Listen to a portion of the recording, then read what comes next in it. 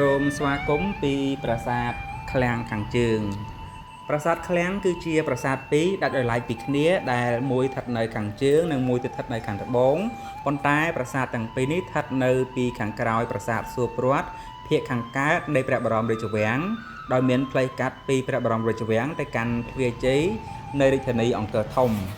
ប្រាសាទនេះសាងសង់ឡើងអំពីថ្មភក់ដោយប្រាសាទឃ្លាំងនៅពីខាងជើងហៅថាប្រាសាទឃ្លាំងជើងនិងប្រាសាទដែលនៅពីខាងត្បូងហៅថាប្រាសាទឃ្លាំងត្បូងប្រាសាទទាំងពីរនេះថ្មីត្បិតតែសាងសង់ឡើងមុនក្រោយគ្នាក៏ដោយប៉ុន្តែមានរូបរាងស្ទើរតែដូចគ្នាទាំងស្រុងទោះបីប្រាសាទឃ្លាំងត្បូងតូចជាងបន្តិចក៏ដោយប្រាសាទឃ្លាំងខាងជើងកសាងឡើងនៅសតវត្សទី10ដោយព្រះបាទជ័យវរ្ម័នទី5និងប្រាសាទឃ្លាំងខាងត្បូងកសាងឡើងនៅសតវត្សទី11ដោយព្រះបាទសូរ្យវរ្ម័នទី1ក្រៅពីប្រាសាទទាំងពីរដែលស្ថិតនៅក្នុងរចនាបថឃ្លាំង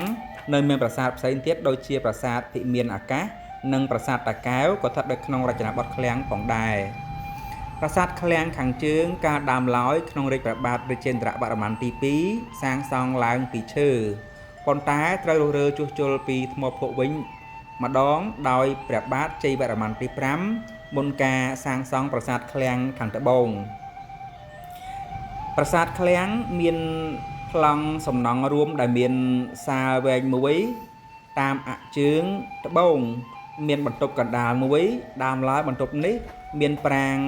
សង់ពីលើដោយមានច្រកចូលពីទិសខាងកើតនិងច្រកចេញទៅទិសខាងលិច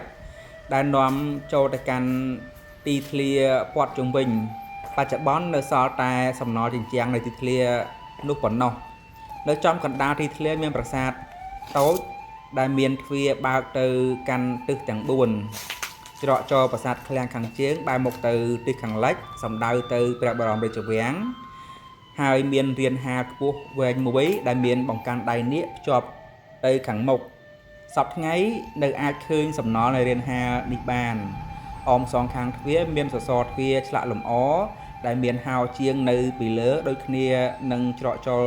ផ្សេងទៀតនៃបន្ទប់កណ្ដាលនេះនៅសល់ស្នាមហោជាង2នៅខាងឆ្វេងនិងខាងស្ដាំដោយដែលបានរៀបរាប់ប្រាង្គដែលនៅលើបន្ទប់កណ្ដាលនេះត្រូវបានសន្និដ្ឋានថាអាចជាការបន្ថែមនៅសម័យក្រោយដំបូលសាលវែងទាំងសងខាងនៃបន្ទប់កណ្ដាលនិងប្រាង្គនេះដើមឡើយប្រហែលជាសំណង់ឈើប្រក់ក្បឿងនៅចុងទាំងពីរនៃសាលវែងមានបន្ទប់តូចហើយតាមបណ្ដោយជញ្ជាំង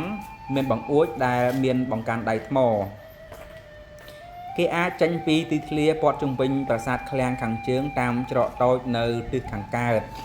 នៅទីនោះមានសំណង់មួយទៀតដែលគេស្គាល់ថាជាប្រាសាទឃ្លាំង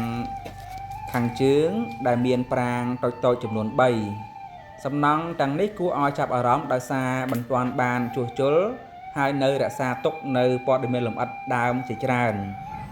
ពាក្យឃ្លាំងក្នុងភាសាខ្មែរមានន័យថាបន្ទប់សម្រាប់ស្តុកទុកសម្ភារៈប៉ុន្តែអ្នកស្រាវជ្រាវមួយចំនួនយល់ថាសំណង់នេះប្រហែលមិនមែនមានមុខងារជាឃ្លាំងនោះទេមានការសន្និដ្ឋានថាវាជាកន្លែងទទួលភ្ញៀវឬជាព្រះរាជដំណាក់សម្រាប់អភិជននិងរាជទូតដែលមកបំពេញបេសកកម្មឬក៏អាចជាអាស្រមផងដែរលើសពីនេះការរកឃើញសំណល់រូបចម្លាក់និងវត្ថុសាសនាជាច្រើននៅទីនេះបង្ហាញថាសំណង់នេះ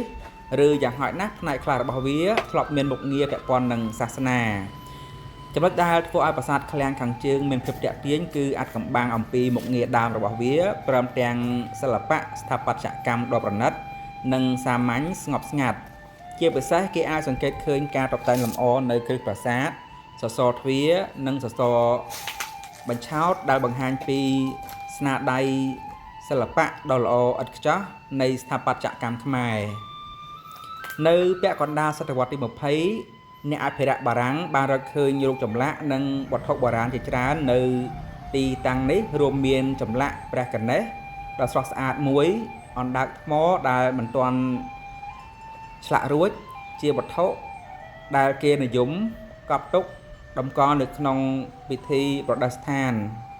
ព្រមទាំងរូបចម្លាក់ព្រះពោធិសត្វមានព្រះហស្ថ4ប្រហែលជាព្រះអវលោកេស្វរៈតម្កល់លើបល្ល័ង្កមានបំពង់បង្ហូរទឹកនិងវត្ថុបុរាណជាច្រើនទៀតនៅបរិវេណនៃប្រាសាទនេះ ខ្លឹមសារដែលបានរៀបរាប់នៅក្នុងវីដេអូនេះគឺដកស្រង់ចេញពីគេហទំព័រ Hello Anchor សូមអធិស្ឋានបើសិនបើការរៀបរាប់ខុសឆ្គងដោយប្រការណាមួយសូមអរគុណសម្រាប់ការទស្សនាវីដេអូនេះសូមគោរពលា